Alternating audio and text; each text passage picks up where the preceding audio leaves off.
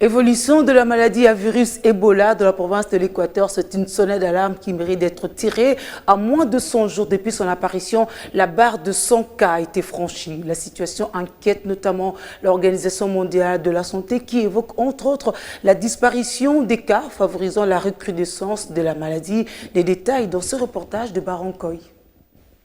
Dans moins de 100 jours, la 11e épidémie d'Ebola en République démocratique du Congo a atteint la barre de 100 cas depuis son apparition le 1er juin 2020 dans la province de l'Équateur. Sur place, l'accessibilité aux patients atteints de cette maladie devient un cheval de bataille pour l'équipe de riposte. Ceci est dû aux mauvaises conditions de route. Selon l'équipe à Kinshasa de l'Organisation mondiale de la santé, il faut parfois plusieurs jours pour atteindre les populations touchées. Les intervenants et les approvisionnements devront souvent traverser les zones sans route, ce qui nécessite de longues périodes de transport par bateau. Face à cette situation, le directeur général de l'Organisation mondiale de la santé, Dr Tedros Adhanom, affirme dans un point de presse tenu ce vendredi 21 août.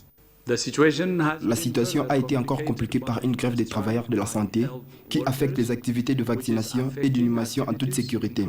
La RDC dispose de la main-d'œuvre la mieux formée au monde pour Ebola. La situation doit être résolue le plus rapidement possible.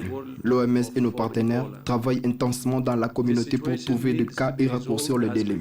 Nous soutenons également le gouvernement de la RDC à jouer un rôle plus important dans la réponse et à préparer les zones qui n'ont pas été touchées jusqu'à présent. Avec 43 décès, la situation devient inquiétante. Selon la directrice régionale de l'Organisation mondiale de la santé pour l'Afrique, Dr Machindi Somoeti. Avec 100 cas d'Ebola en moins de 100 jours, l'épidémie dans la province de l'Équateur évolue de manière inquiétante.